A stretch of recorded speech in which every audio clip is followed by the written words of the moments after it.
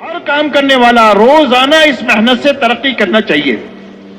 یہ کام کی مضبوط شکل ہوگی تو اس کا پہلا نفع یہ ہوگا. کام کی مضبوط شکل کے معنی یہ ہے کہ ہمارا بیٹھا ہوا عملہ کام دیکھ کر کے کام پر دوبارہ جمع ہو جانا چاہیے. کام کی مضبوط شکل یہ ہے کہ جو کوئی بھی ہمارے لیے ہمارے یہاں سے نکلے چلے 4 مہینے کے لیے واپس آنے کے بعد وہ کام پر جمنا چاہیے. اور کام کی مضبوط شکل یہ ہے کہ جو جماعتیں ہماری مسجدوں میں آئیں وہ ہماری مسجدوں سے کام کی صحیح سمجھ اور کام کرنے کا صحیح سلیقہ لے کر کے ہماری مسجدوں سے جانا چاہیے. یہ کام کی مضبوط شکل ہے. اور اسی کے ساتھ میں اللہ ہمارے محلے کے تمام خواص اور عوام کو کام پر جمع کر دینا چاہیے. یہ کام کی مضبوط شکل ہے. اس لیے کہ کام جب اپنی شکل بنا لیتا ہے تو اللہ تعالیٰ سارے خواص کو کام پر جمع فرما دیتے ہیں.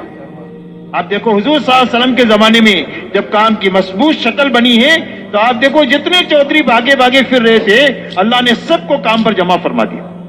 اور سب کے دماغ پر اللہ نے یہ چوٹ لگائی کہ جہاں تم اپنی صلاحیتیں لگا رہے ہو وہ برباد کر رہے ہو، اور جہاں پر حضور صلی اللہ علیہ وسلم اور ان کے ساتھی لگا رہے ہیں وہ صحیح جگہ لگا رہے ہیں. اس لیے اپنی صلاحیتوں کو برباد کرنے کے بجائے ان کے ساتھ آ کر لگ گیا. چنانچہ خالد بن ولید بھی آ گئے، حضرت ابو سفیان بھی آئے، حضرت اکرمہ ابن ابی جہل بھی آئے اور حضرت سہیل ابن عمرو بھی آئے. آپ دیکھو سارے بڑے بڑے لوگوں کو اللہ نے کام پر جمع فرمایا اور ایک ایک آدمی کے ہاتھوں اتنا بڑا بڑا کام ہوا جس کو میں اور آپ سوچ نہیں سکتے. ایسی صلاحیت کے لوگ ہمارے محلوں میں موجود ہیں. وہ اس وقت میں آئیں گے محنت میں جب کام کی مضبوط شکل ہماری محلوں میں بنے گی. عالم پر اور پھرنے والوں پر اثرات اس وقت میں ہوں گے جب صحیح نہج کے ساتھ اور اس کی روح کے ساتھ ہماری نقل و حرکت ہوگی.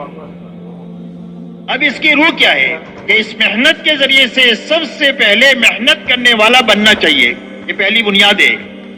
یہ محنت کرنے والے کے لیے پہلے ہے، عالم کے لیے بعد میں ہے. تو اس محنت کی پہلی بنیاد یہ ہے کہ اس محنت کے ذریعے سے ہر محنت کرنے والا بنے اور اس کی تربیت ہو. تو تربیت کے کیا معنی ہے؟ فرمایا تربیت کے معنی یہ ہے کہ سب سے پہلے ہر ایمان والے کے دل کا رخ اللہ کی طرف ہو جائے، اللہ کے حکموں کی طرف ہو جائے اور آخرت کی طرف ہو جائے.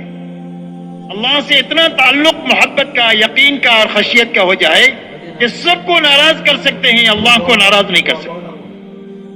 ہمارے دلوں کا رخ اللہ کے حکموں کی طرف ہو جائے کہ مال کے بڑے سے بڑے نقشوں کو ہم توڑ سکتے ہیں، اللہ کے حکم کو نہیں توڑ سکتے.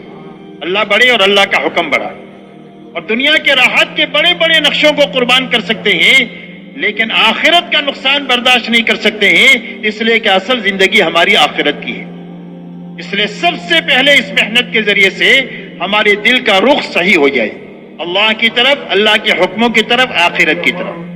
جب صحیح رخ ہو جائے گا تو صحیح رخ کے ساتھ ہر قدم ہم کو اللہ کے اور جنت کے قریب کر دے گا. جب آدمی کا رخ صحیح ہوتا ہے تو آدمی کا ہر قدم اس کو منزل کے قریب کرتا ہے. آدمی کا گھر بھی اس طرف ہے اور رخ بھی اس طرف ہے تو جتنا دوڑے گا اتنا منزل کے قریب ہوگا. رخ اس طرف ہے اور گھر اس طرف ہے تو جتنا دوڑے گا اتنا منزل سے دور ہوگا. اگر دلوں کا رخ صحیح نہیں ہوا تو آدمی عبادت کر کے بھی اللہ سے دور ہوگا، دعوت کا کام کر کے بھی اللہ سے دور ہوگا. اور اگر دل کا رخ صحیح ہو گیا تو آدمی دعوت کے راستے سے، عبادت کے راستے سے، اپنے گھر کاروبار میں لگنے کے راستے سے ہر قدم اس کو اللہ کے اور جنت کے قریب کر دے گا. اس لیے سب سے پہلے بننے میں یہ ہے کہ ہمارے دلوں کا رخ صحیح ہو.